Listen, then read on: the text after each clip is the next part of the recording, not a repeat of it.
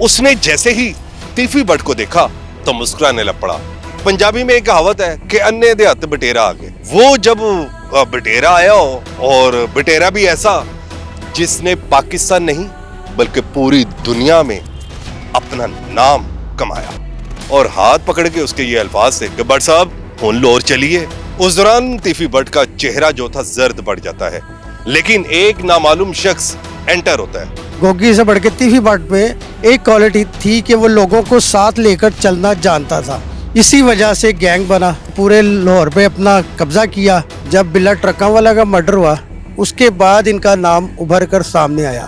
Punjab underworld कह लें या पाकिस्तान अंडरवर्ल्ड कह लें, इन्होंने दोनों भाइयों ने इस पर राज किया। जी अस्सलाम वालेकुम जी। आज का हमारा जो मौजू है वो है तीफी भट्ट। अपने नाजरीन को हम बताएंगे कि तीफी भट्ट लाहौर आता है या नहीं आता। ये सब हमारे इस न्यूज़ में हम अपने नाजरीन को बताएंगे। हुआ कुछ ऐसा है कि 19 फरवरी का दिन हो, 2024 का दिन हो, और उस वक़्त एक ऐसा वाक़या रूनुमा हुआ कि यानी कि टीपू ट्रक्का वाला का बेटा अमीर बलाच जो कि एक शादी की तकरीब पे जाता है, मगर उस शादी की तकरीब में जहाँ पर खुशियों की एक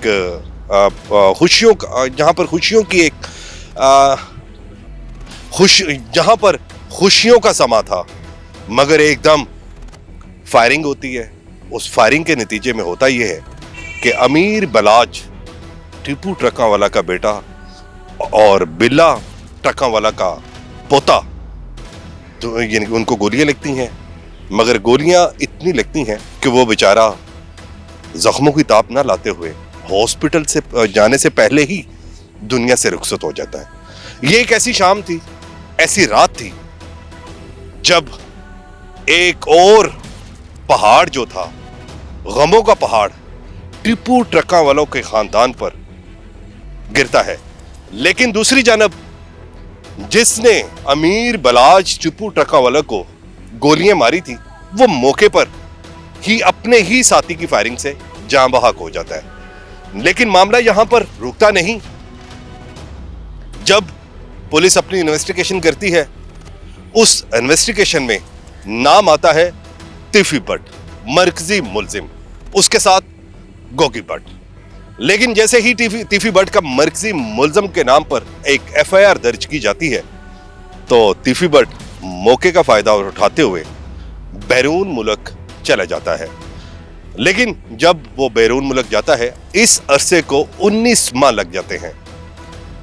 3 माह पहले गोगी भट्ट जो है इस केस में एंटर होता है, मगर अबूरी जमानत इसको दे दी जाती है। टिल अभी तक 13 अक्टूबर तक गोगी भट्ट की अबूरी जमानत 13 अक्टूबर तक गोगी भट्ट की अबूरी जमानत अभी है। लेकिन मैं आपको 2 हफ्ते पहले का वाकया अपने नाजरीन को, जो कि सोशल मीडिया पर मुख्तलिफ टीवी चैनल्स पर मुतअद्दिद बार इस वाकये को दोहराया गया, पर मैं आपको इसकी तफसील बताता हूं। हुआ क्या, गुजरांवाला का डीएसपी, सीसीडी का डीएसपी था जिसका नाम था खालिद बरिया। वो एक गुजरांवाले के 2 इश्तिहारी मुलजम होते हैं, उनको अरेस्ट करने के लिए दुबई जाता है। दुबई पुलिस, जब वो पूरी टीम जो है वो दुबई जाती है, दुबई जाने के बाद दुबई पुलिस के साथ कोऑर्डिनेशन करती है।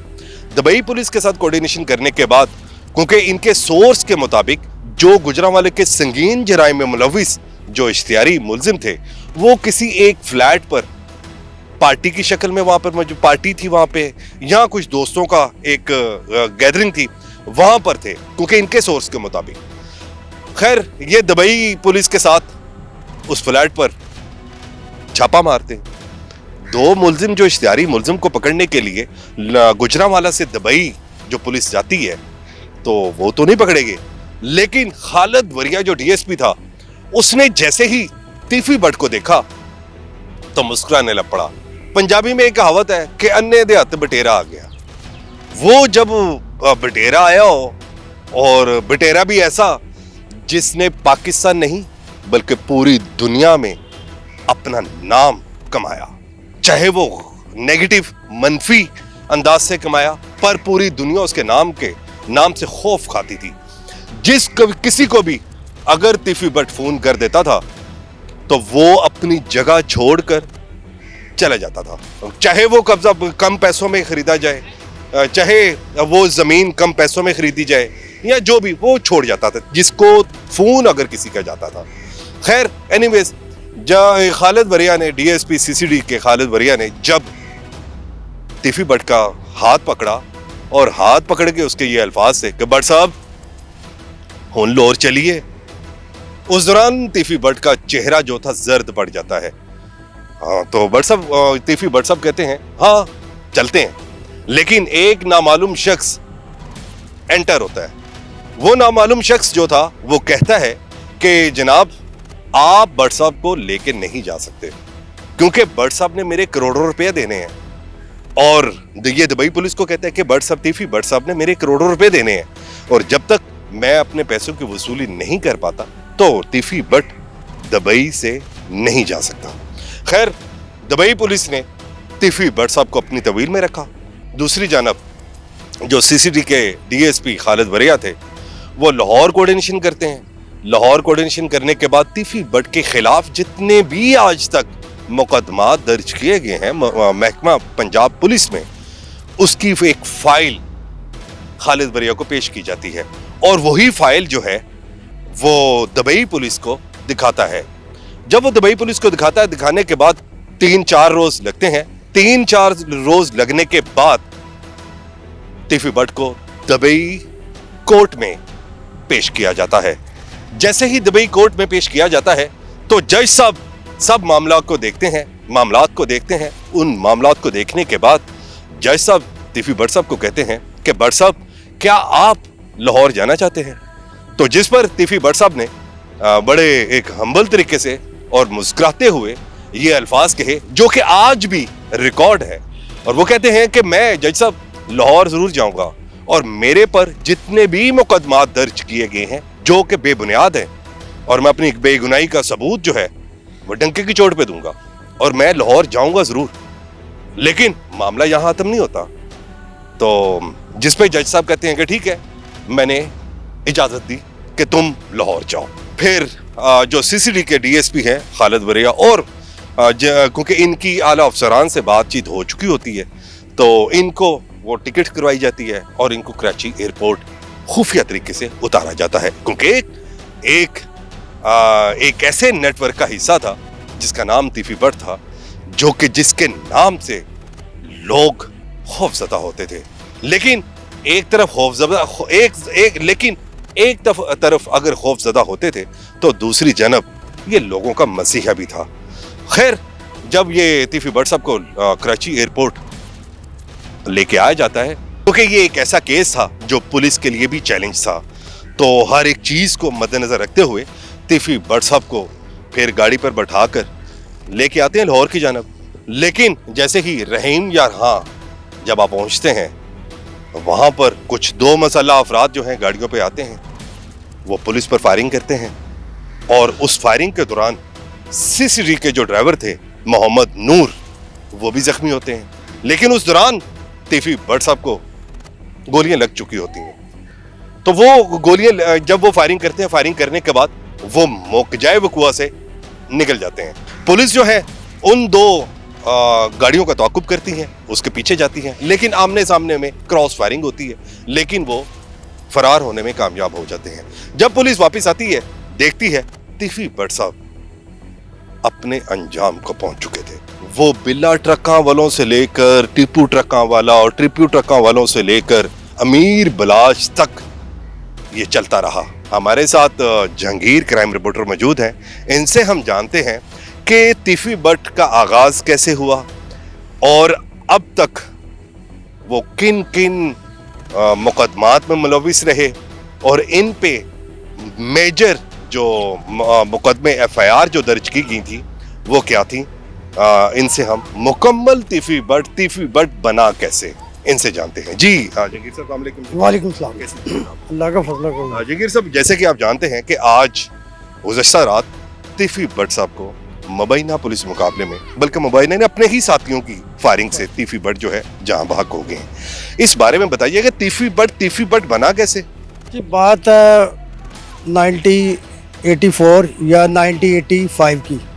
ग्वाल मंडी के रहायशी 2 भाई वालिद साहब का काम साइकिलों का, बाइसिकल ख़रीदो फरोख्त नीले गुंबद से कंट्रोल करने निकलते हैं लाहौर पर। शुरुआत में जब इन्होंने स्टार्ट किया छोटे मोटे क्राइम उस पर कंट्रोल किया इन्होंने। वहाँ पे तीफी में गोगी से बढ़ के तीफी बाट पे एक क्वालिटी थी कि वो लोगों को साथ लेकर चलना जानता था। इसी वजह से गैंग बना। जब गैंग बना तो इन्होंने पूरे लाहौर पे अपना कब्ज़ा किया। फेमस उस वक़्त हुए 1992 में जब बिल्ला ट्रकों वाला का मर्डर हुआ। उसके बाद इनका नाम उभर कर सामने आया।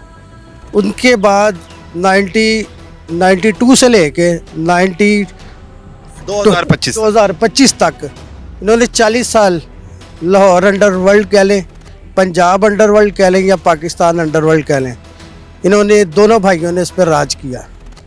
अब आपको खुद ही पता है कि लास्ट जो मर्डर इनके हाथों हुआ वो बलाज टिप्पू का, जो उन पे कहते हैं अभी तक गोगी भट्ट साहब कहते हैं जी हम पे डाला गया, हमने नहीं किया। वो अभी तक ये बातें चल रही हैं। वो तो तफ्तीश में ये चीज़ों में वो तो सामने आ ही जाएगा। और एंड अंजाम आपको पता ही है कि 40 साल लाहौर पे अंडरवर्ल्ड पे अंडरग्राउंड जो दुनिया उस पर राज करना कोई आम बात नहीं। ठीक है जी, अब उनका एंड आपके सामने ही है। कल रात को उनका पुलिस मुकाबला हो गया, वो खालिक हकीकी से जा मिले हैं। नाजरीन, जैसे कि जहांगीर साहब का ये कहना है कि 40 साल हुक्मरानी की बेताज बादशाह रहे इस ज़मीन पर, मगर इनका काम जो था, इनके वालिद साहब जो थे वो साइकिलों का काम करते थे, साइकिलों की खरीदो फरोख्त का काम करते थे। इस दौरान इनके साथ ऐसे ऐसे लोग मुंसलिक हुए जिनके नाम से लोग नहीं बल्कि सरकारी जो महकमे में लोग भी थे वो भी कांपते थे। गोगी भट्ट इस केस में, क्योंकि जो पास्ट में जीआईटी जो बनाई गई थी पुलिस की जानब से, उसमें गोगी भट्ट बेगुनाह साबित हुआ, लेकिन मौजूदा इन्वेस्टिगेशन के दौरान गोगी भट्ट को गुनाहगार बताया गया। उस पर गोगी भट्ट ने कुरान पर और जितनी ताजर कम्युनिटी है, लाहौर की ताजर कम्युनिटी है, उन्होंने कलमा भी पढ़ा और यह भी कहा ला इलाहा इल्लल्लाह मोहम्मद रसूलुल्लाह। हम कलमे को और कुरान को हाजिर नाज़िर जानकर गवाही देते हैं कि गोगी भट्ट हमारा ताजर भाई है। ये हमारे जितने भी छोटे बड़े जितने भी हमारे काम होते हैं पॉजिटिव पहलुओं में ये वो करते हैं। तो यानी कि बात यह है कि अभी तक मामलात जो है ये सवालिया निशान है कि आने वाला वक्त या ऊंट किस करवट बैठता है ये आने वाला वक्त ही बताएगा। इसके साथ ही अपने मेज़बान हैदर राना को इजाज़त दें। अल्लाह हाफिज़।